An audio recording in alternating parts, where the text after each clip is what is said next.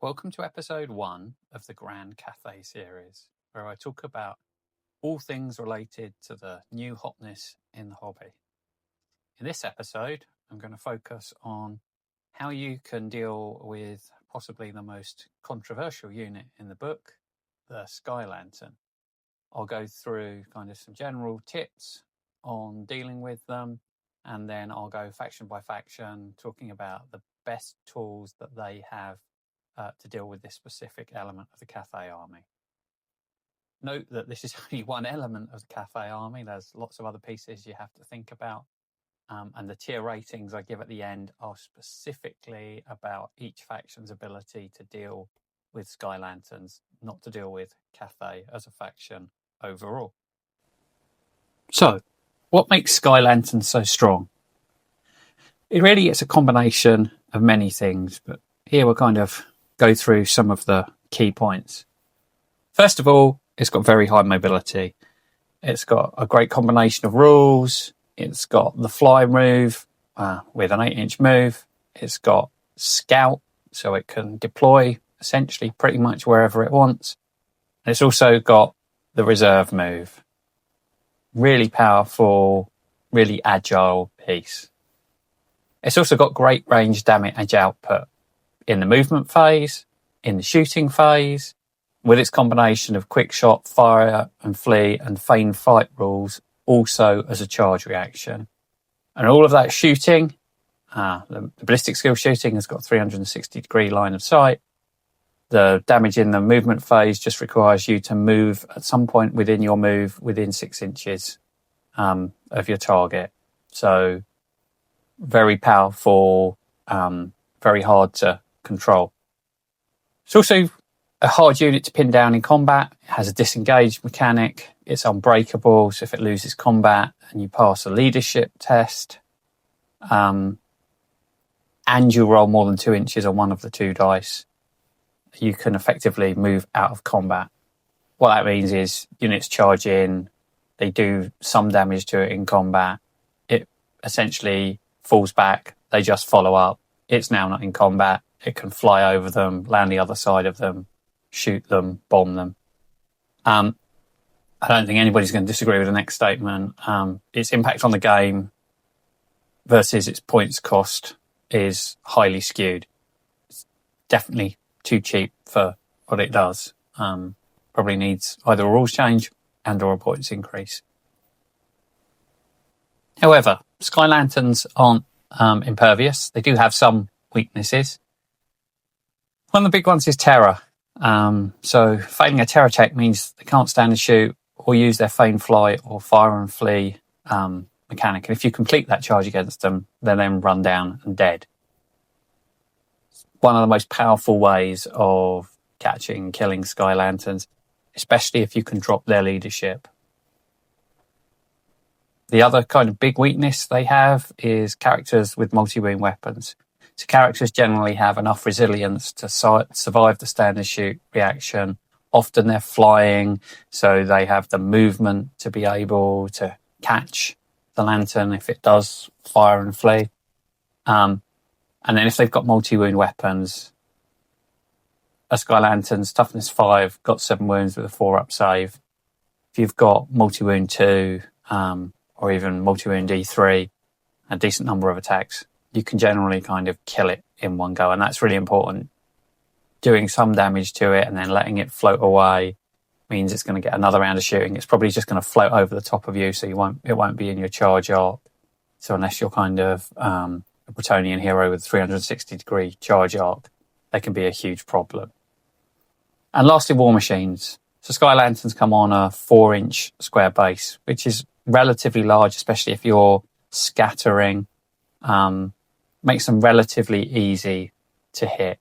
Kind of a hit or a 2 will, in terms of any scatter, will pretty much leave the central hole over the base of the war machine. So it effectively doubles your chances of hitting, which can be significant.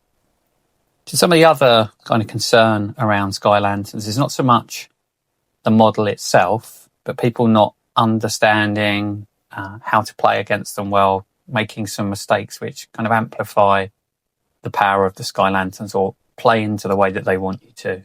So the first one is don't charge them with infantry or cavalry. I've had multiple people do this across games. You're never going to kill them with your single attack Chaos Marauders. You're much more likely to lose combat because you're going to take 4, 5, 6, maybe more casualties on the way in through stand and shoot. So don't try and counter the lantern with regular infantry or cavalry. Maybe elite cavalry can do it, but even then, it's high risk. Sounds obvious? Don't let them get behind you. I showed an example in my general gaming series on deployment where a demon player had let me deploy my balloons behind him. That was kind of the worst of all situations. But these are models that are going to want to turn one, come up, approach, get close to you, and then if possible, fly over the top of you, be in your backfield, a 360-degree line of sight, wreaking havoc on you. The other thing that they'll do after that, typically in turn 3, is turn around to position so they're facing into your back lines. They don't often do this, but it means that they've also got the potential to recharge a unit and remove your back rank bonus. They're a heavy chariot. They've got a unit strength of 5. So against regular infantry or cavalry, they're going to be negating your ranks and getting +2 for a rear charge. And with D3 +1, strength 5, AP2 impact hits, racking up the combat. So they're not just shooting pieces. They do go into combat occasionally. Don't just let them scout where they want to, and then move up on you. If you've got scouts, deploy your scouts in a counter-scouting role to minimise where they can be.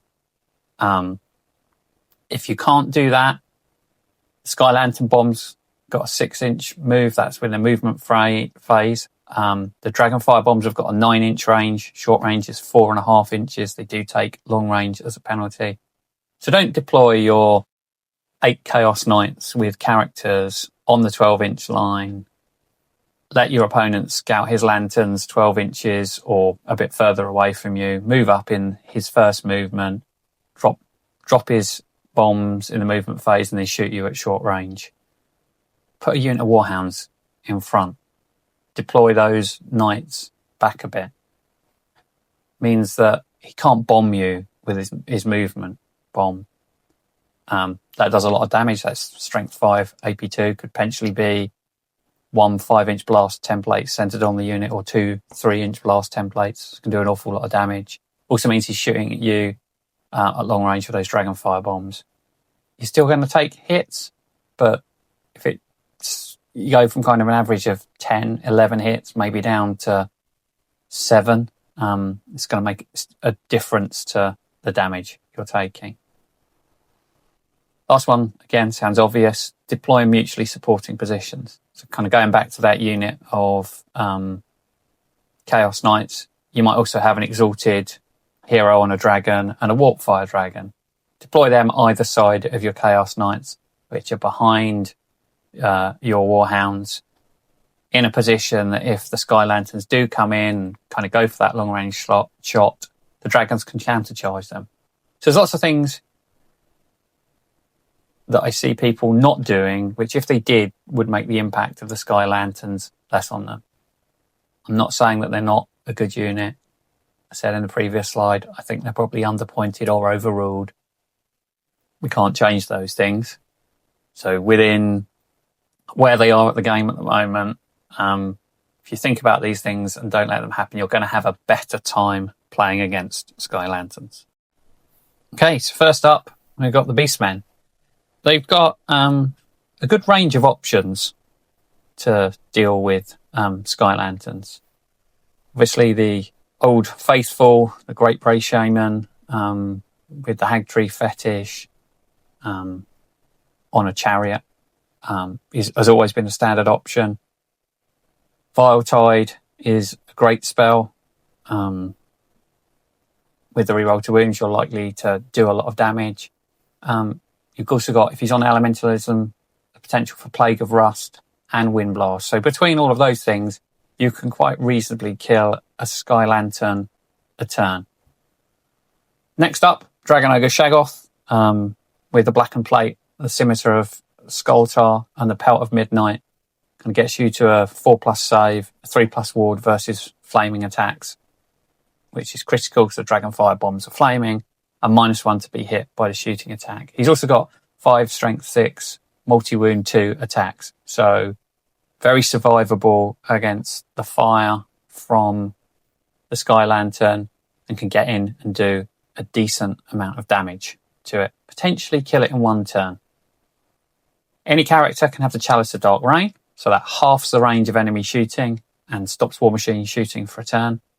Cathay also generally come with at least 1 cannon with Ogre Loader, so this is kind of a double benefit, not just useful against Sky Lanterns, but just generally useful against Cathay. And lastly, Banner of the Warp Moon, which stops the ability to fly for a turn. This is best taken on a unit of Bestigors. They've got the Veteran upgrade. Banner of the Warp Moon requires a leadership test to activate. If you fail that, it still counts as being used. So having that ability to re-roll the leadership test through the Veteran ability is huge. Next up, we have the Dwarves. So again, good range of options here. You can take an Engineer or a Thane with a handgun. They can take various runes. So the Master Rune of Bursting, Flame, the Rune of Accuracy, the Rune of Rapid Fire. You can take those in various combinations. That just means you can put out an awful lot of Strength 4, AP1 Armor Bane shots, Armor Bane 1 shots. They're not going to kill a Sky Lantern by themselves, but they should be able to put considerable damage on it each turn. The cannon.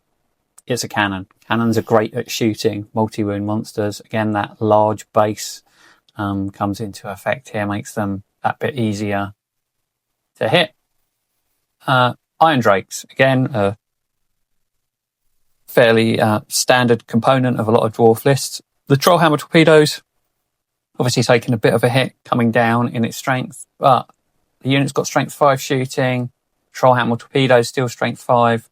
It's a multi-wound D3 weapon, so 3 units of Iron Drakes, a couple of Engineers with handguns. You're getting quite close to be able to take down a Lantern per turn. And Bolt Throwers. I'm a big fan of Bolt Throwers. Not everyone likes them, but they're pretty cheap. I'd take 3 of them, pretty much in most lists that can take Bolt Throwers. Not repeater Bolt Throwers, but normal Bolt Throwers. I'd take 3. If they hit and wound, they're going to cause 2 wounds a turn. You're not getting an armor save against it. Obviously, the hardest thing is hitting with them. But balloons are generally going to be at short range. So, typically that means that you're hitting them on 4s. So it's not too bad hitting on 4s, wounding on 3s. If you've got 3 of them, you're probably doing at least 2 wounds a turn. Again, you've only got 7 wounds to do, so it all adds up. So dwarfs, not in too bad a place. So, Empire of Man. Lots again of options again here. You can take a Grandmaster on a Pegasus, make him the Order of the White Wolf, give him a full plate and shield, the Sword of Justice for the multi-wound factor, and the White Cloak, which gives him a 5-up save normally or a 3-up save against flaming attacks. He's not going to kill a Lantern in one go, but it's going to kind of make a significant dent to it. Empire Archers. For 40 points, you can take 5 of them with Scout. This allows you to out-scout or interrupt the scouting of the Lanterns. Best possible case, you win the roll for the first deployment of Scouts. You put your unit of Empire Archers right in the place that he's likely to deploy his Lanterns. You've obviously then forced a change in his deployment plans. Worst case, your opponent deploys 1 Lantern.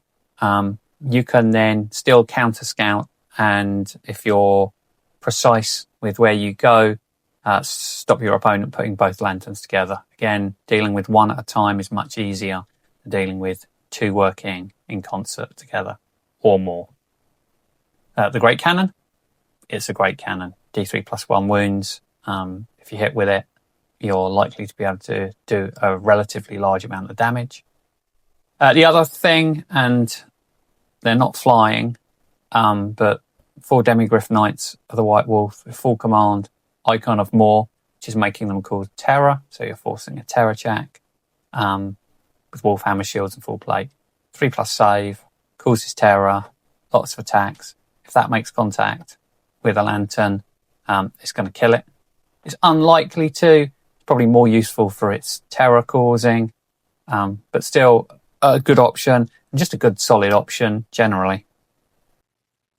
So, High Elves, and here we start to see some of the races that have issues really dealing with Cathay. So High Elves, best tool is arguably having 2 princes on Star Dragons with the 3-up armor save, the 5-up ward and the 5-up regen. They fly. They've got terror. They've got good saves. They can catch and kill the Lanterns. You'll need to use them in a mutually supporting manner because they probably won't kill a Lantern in a single round of combat. So the Lantern's going to get away, potentially fly over the top of them, make it hard for them to get that second round in. Frostheart Phoenixes, again, used to be supporting those dragons. And because the Sky Lantern can't issue or accept challenges generally, there are hero versions that can. And being able to tag it with the Frostheart Phoenix as well as a dragon probably pushes you over the edge to be able to kill it in one go. And then the other thing, much like the Empire Archers, Shadow Warriors, so they're a bit more expensive and they're in special, not core. But again, that scouting option to zone out where the Lanterns can land and scout relatively cheaply, and it allows you just to disrupt the Cathay players' plans. Kingdom of Bretonnia, a long time terror of the old world, are actually reasonably well equipped to deal with Sky Lanterns, unsurprisingly, because they've got lots of flying options. So the Duke, the Baron on a Royal Pegasus with the Ogre Blade, or the Frontier Axe if you're in Exiles, with the Virtue of Knightly Temper for the extra attacks and the Hatred. So you've got a fast 360-degree flying arc model, lots of attacks with multiple wounds. Doesn't matter so much if he doesn't kill the balloon in one go, because if the Lantern flies over the top of him and lands behind him, he can still see it because he's got that 360-degree charge arc. No terror, but probably the most effective model at Lantern hunting in the game, simply because of his charge arc.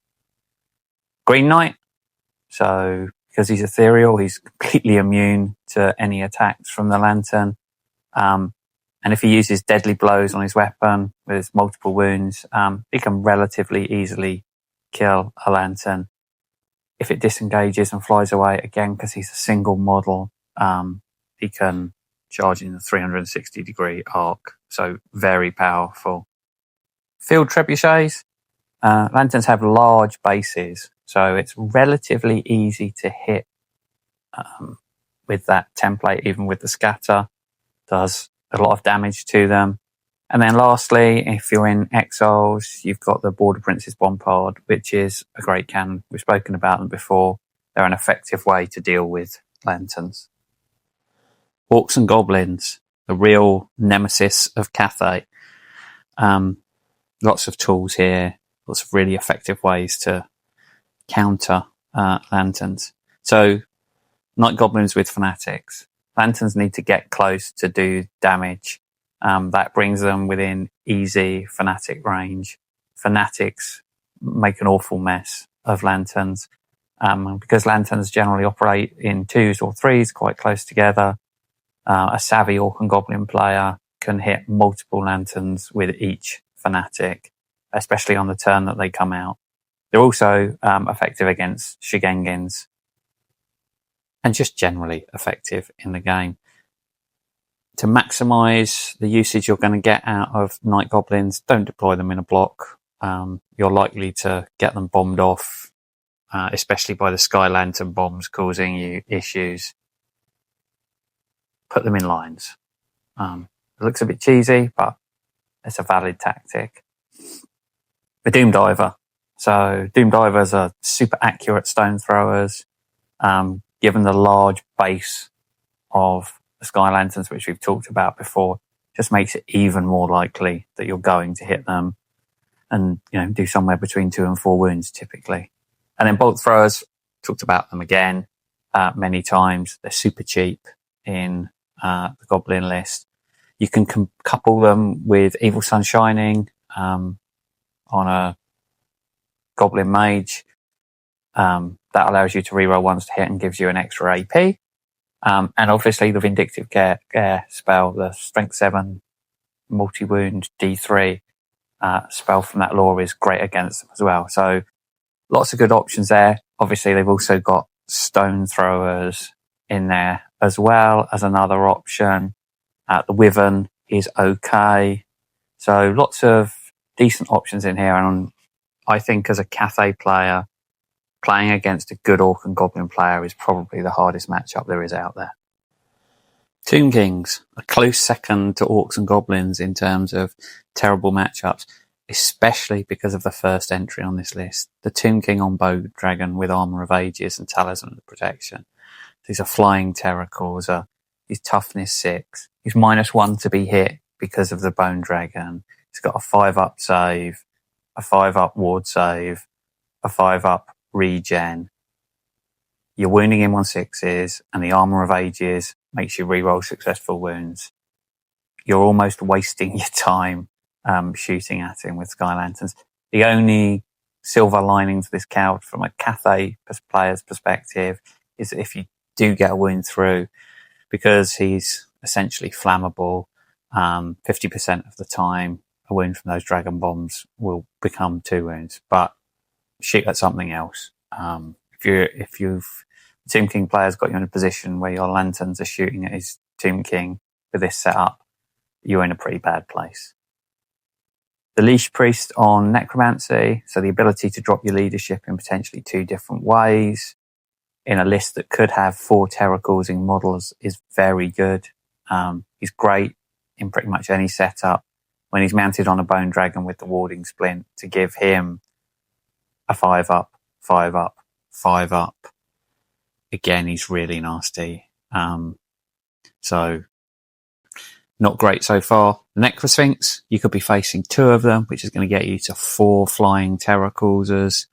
Hard to kill, causes terror. You don't have to worry too much about its killing blow attacks or its monstrous killing blow attacks, as you're immune to them all being a chariot, but it can still do a lot of damage to you.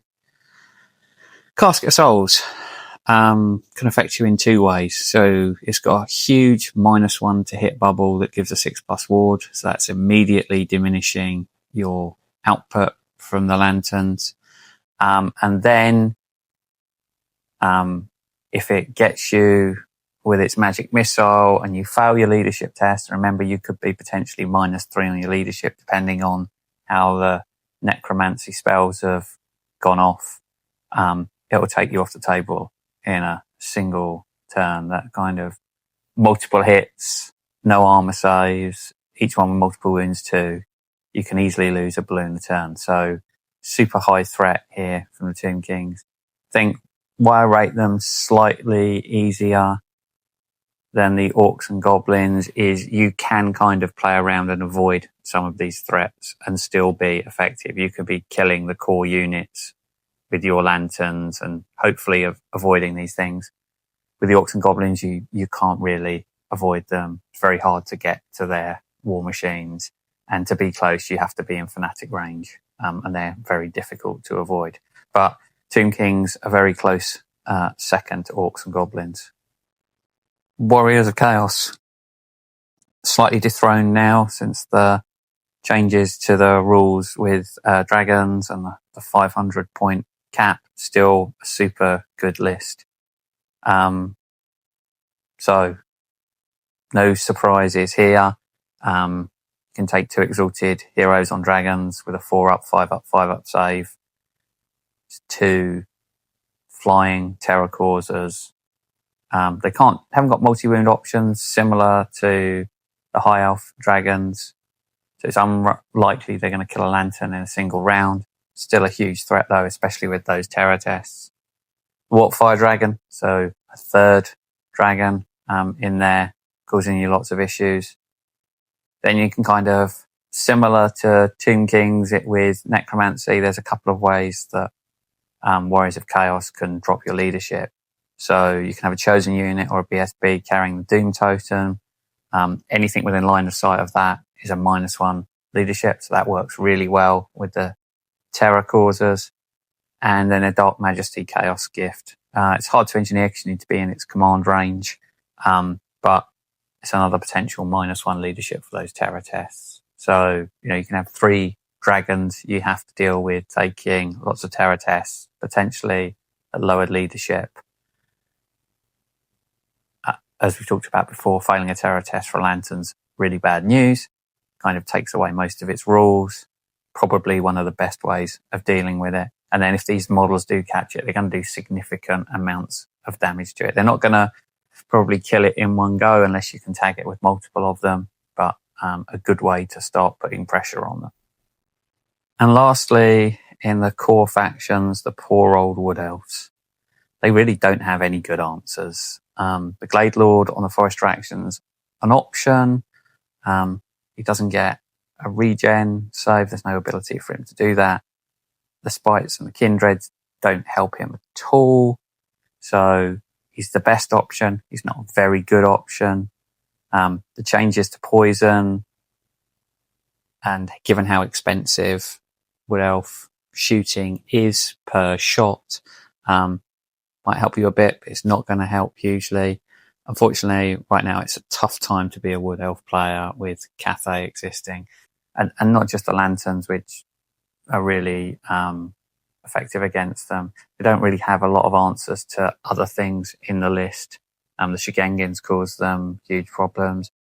Even a Jade Sentinel throwing a fireball at bound level 3 at them is going to cause some huge problems. So, sorry, Wood Elf players, no good news there. So, off into the legacy factions we go, and we start with a faction that I've not played Cathay with, but I think could be a really hard matchup. The Chaos Dwarfs, also one of my kind of pet favourite armies.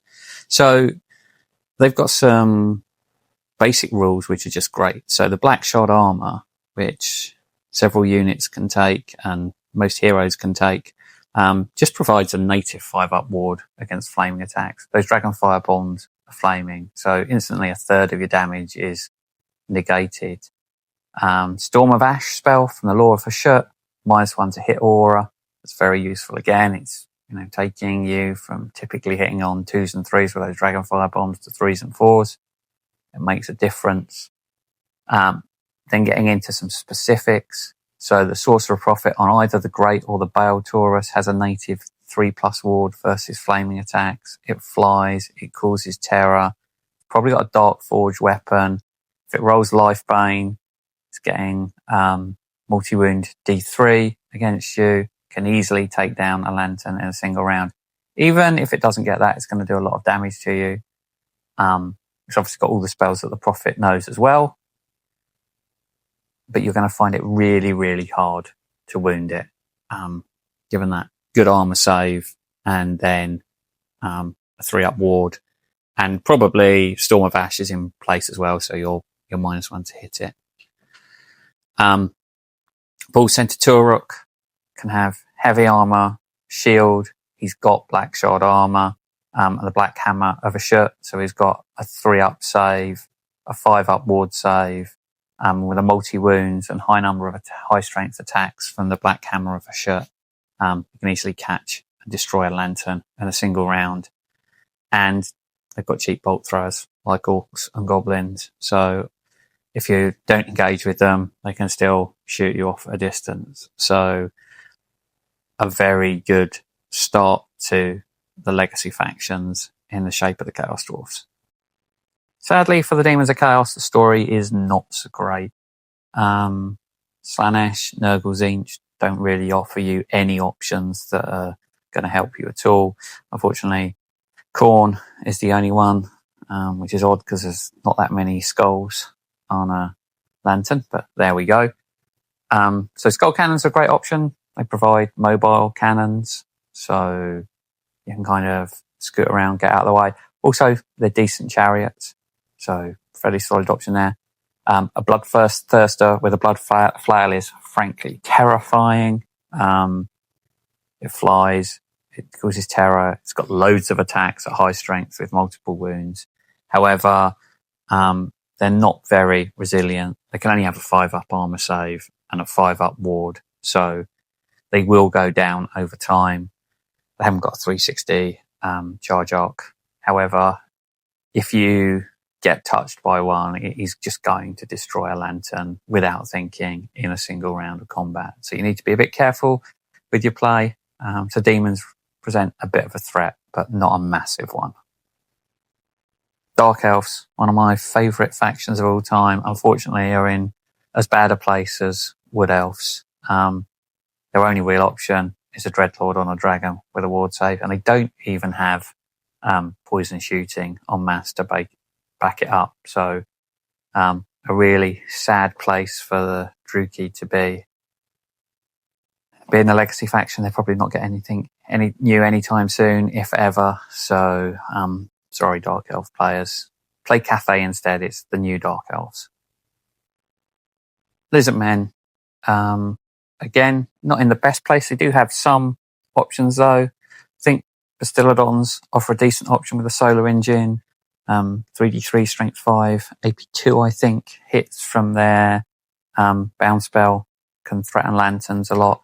You'd need to take 3 of them to really be in the game.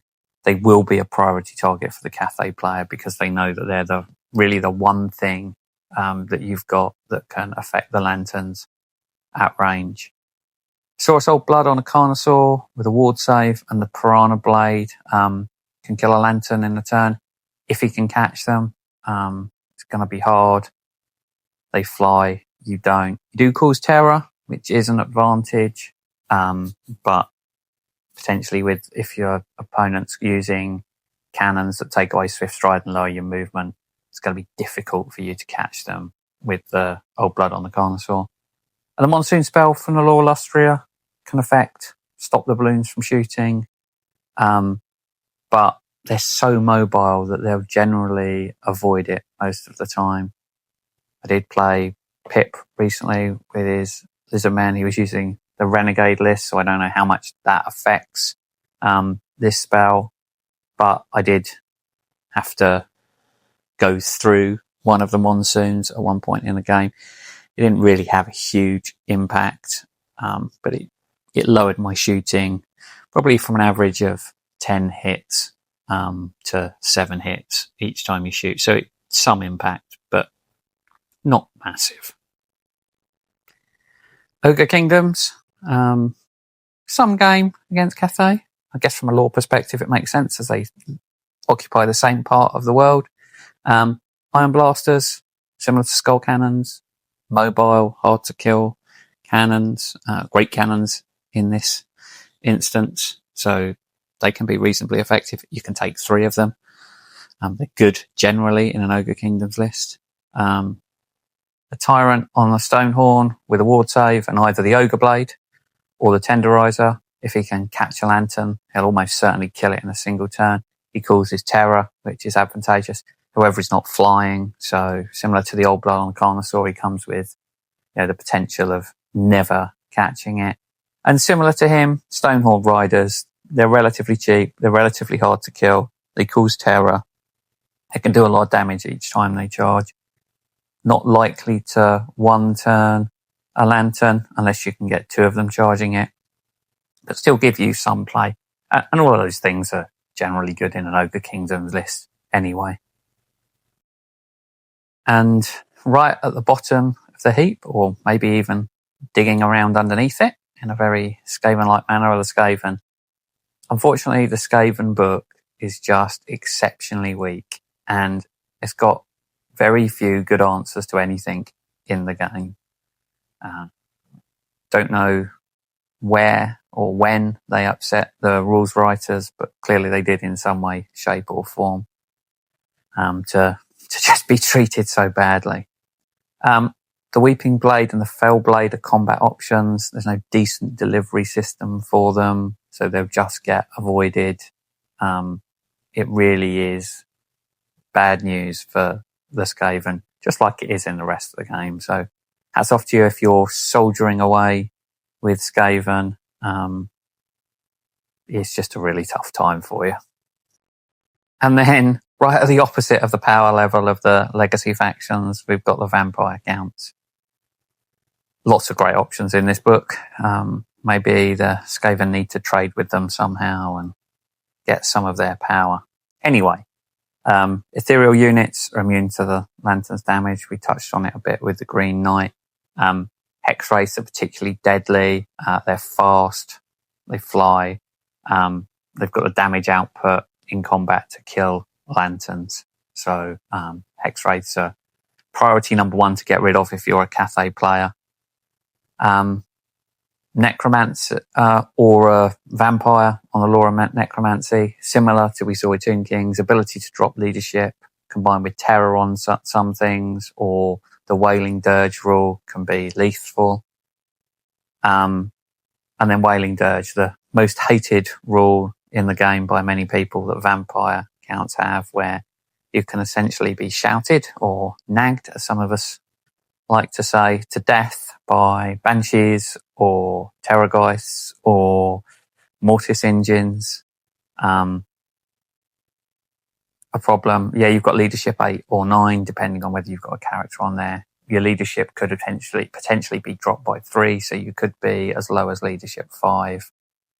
You're taking wounds if you're, on any roll over your leadership. So hugely problematic, especially as there can be lots of Wailing Dirges, or Screams, again, as another name for them in a vampire count list. So it can be a very problematic army to play against. However, they do have large blocks of infantry, so if your opponent's not savvy to what Sky Lanterns can do, you can pick up an awful lot of points. I mean, it's relatively easy to kill that expensive Grave Guard unit that vampire counts rely on with Lanterns. So that's why, as you see in my overall rankings, they don't appear as highly as you may expect them, because they have got some huge downsides against Sky Lanterns.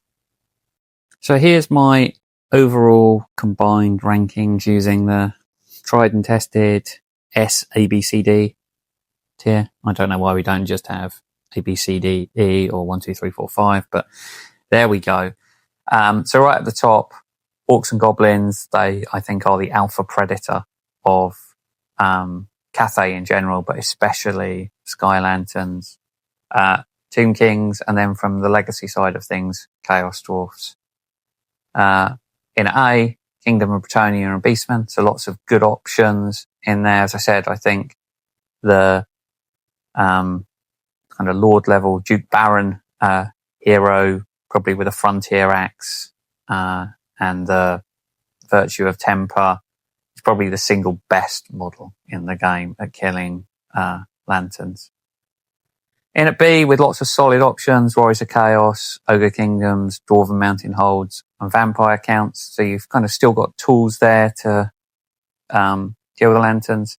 And then getting into the much more difficult side of things, High Elves, Demons of Chaos, and Lizardmen. Some options, but they're not fantastic ones. And then Wood Elves and Dark Elves, not even closely followed by Skaven. Skaven probably deserve their own tier somewhere off the bottom of the page in terms of being able to deal with Lanterns. They just don't have an answer, especially as they rely on large blocks of infantry to even be vaguely competitive. So, interested in your thoughts on this? Remember, this is just a ranking of their ability to deal with Cathay Lantern rather than the army as a whole.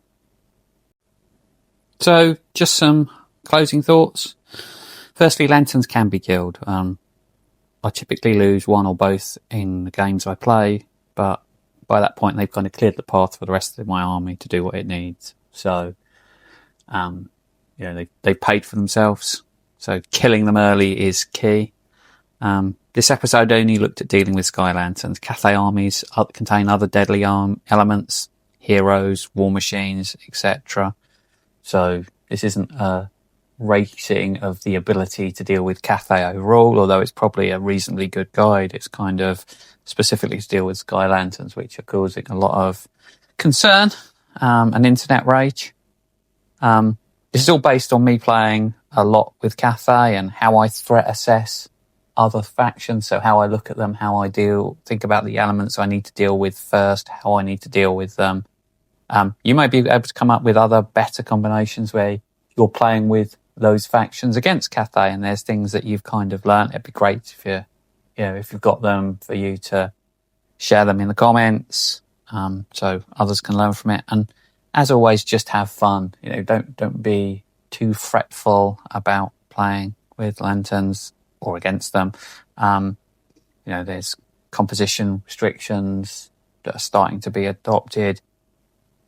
People will come up with tactics. Hopefully this is of some use to that.